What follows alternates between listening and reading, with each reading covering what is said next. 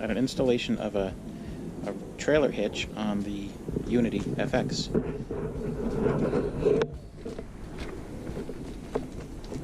We have the GoAERO, or the LetsGoAERO bicycle. Well, we call it a bicycle carrier. You can use it to carry just about anything, but the distance from the ground is the issue. You can see the wheel all the way around. Maybe a better view is on the other side, but so there's this kind of the side view. It is high enough off the ground for general driving. However, going through a dip in and out of a gas station, something like that, has caused us to strike the ground a few times right under here.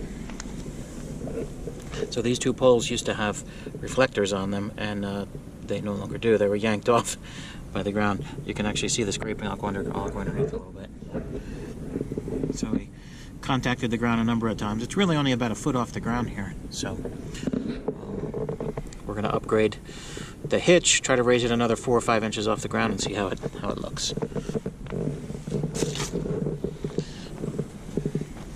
Here's the existing hitch. It's a regular standard receiver. We have an extension to build distance between the RV and the LetsGoAERO box. So let's see how it goes. The replacement hitch is made by a company called Kurt. This is bought this on Amazon for like $60. Here's what it looks like. It's a monster. It is a monster. So it's about a 4-inch rise. This is solid steel. I believe this is actually used for lowering the receiver for a plow. You use 2 of these on the front of the truck and you would receive your snow plow, but that's a pretty significant piece of steel and it's really, really heavy. So we're going to try to install this today. Oh!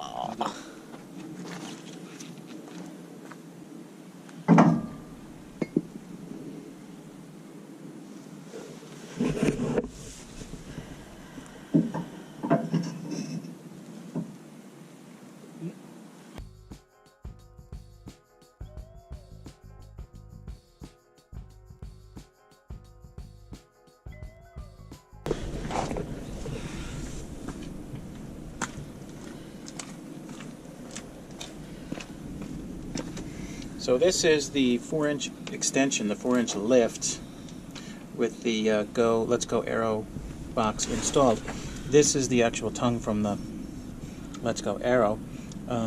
It has 2 holes drilled in it, but as you can see, we've moved it in a little further just to keep it as close to the RV as we could, but there's no hole drilled in there, so we're going to have to drill a hole in that. And we have to buy another locking pin for that hole right there, the block for the inside. There's actually a threaded piece of metal and a spring that goes inside of there too. We need another one of those. But that gives us the extra 4 inches. We have plenty of clearance now. I mean, we still have to be careful, but 4 inches vertically. Vertically, yeah. So when we do this, we're about exactly the same as we were previously. We're the same distance this way, but we're 4 inches higher this way. So. Yeah. I mean, it's with the weight the same distance away from the tongue, it's the same force down on the tongue. It doesn't matter whether it's 4 inches higher or 4 inches lower. It's the same apparent weight to the tongue. So, and I have a stabilizer for the tongue too, the U-bolt stabilizer, which is going to keep it from wiggling and wobbling. So, where does that go? It goes right around here, and it stabilizes everything. I'll show you that in a little bit. Okay. You measured this before. That's about as good as we're going to get. We measured it just below 16 inches, so that makes sense because it's a 4-inch. Yeah. 4-inch lift. And then this is the work in progress. So what did we do? I can't point. I'm too far away. Well, we drilled a hole. Well, we kept the extension. Let's start with the extension. So the extension is still there. That was the original extension from LetsGoAERO. Mm-hmm. And then we just inserted the tongue from the LetsGoAERO box directly into that. But it was so close to the ground that we already had a few ground strikes. And we weren't even off-road. We were just going in and out of gas stations. That was it, you know. When you say close to the ground, you mean the end of the box in the back, yep. correct? And we yanked off 2 reflectors and scraped the bottom of the box already, so we knew we needed more height. So I found that that extension, that's actually a 4-inch extension, a lift or a drop for a snowplow system. So that that bottom piece that goes into the extension is a solid piece of bar stock, and then you have those gussets that come up for the. And we'll put the link in. Yeah, we'll put the link in for that. But then we needed another one of these. Yeah, we needed another locking Pin. hitch pin, and that's not an anti-rattle hitch pin, so that's why we're putting that U-bolt on there. That's going to be our anti-rattle assembly. Yeah. The other devices, everything that came for the LetsGoAERO box has the nut and the spring inside, which is the anti-rattle hitch pin, so it doesn't move around, doesn't wiggle. We didn't even tighten anything yet. But let's point out, we couldn't use that for that piece anyway because it had a terminal end. There was a cap on the end, Sure. so we couldn't have put the screw block on the interior with the spring. Exactly. Mm-hmm. And so we had no other choice. You have no other choice but to use an external clamp. Let's finish assembling that clamp, and then we'll fire up the video again just so you can see what it looks like finished.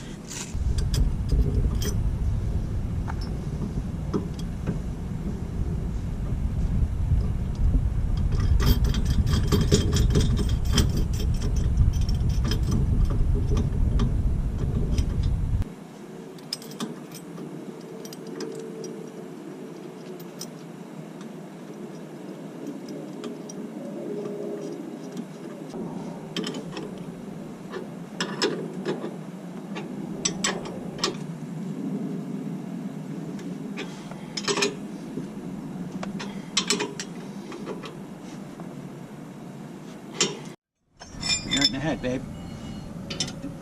Nope.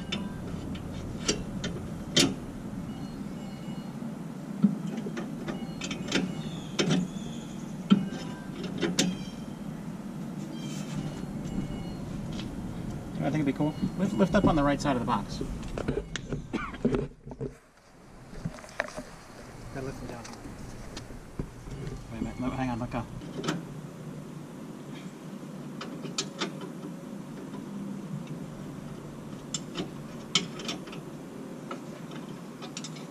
I can see all the way up inside the mask. It's hollow all the way up there. I don't know what you're talking about. Behind this piece, I can see all the way up. Oh, really? Wow. That's weird. Aminals can live up there? Yeah. It catches a lot of wind. Did you want me to lift up? Not yet. Okay, now lift up on it. See what happens. All right, now I'm going to tighten it back up. Okay.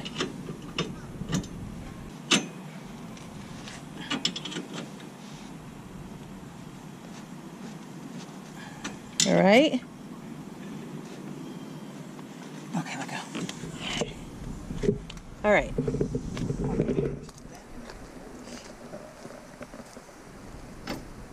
It looks much better. What? It's me. Awesome. Why'd we slide it out? Just because I wanted to see what it looked like when it was slid out.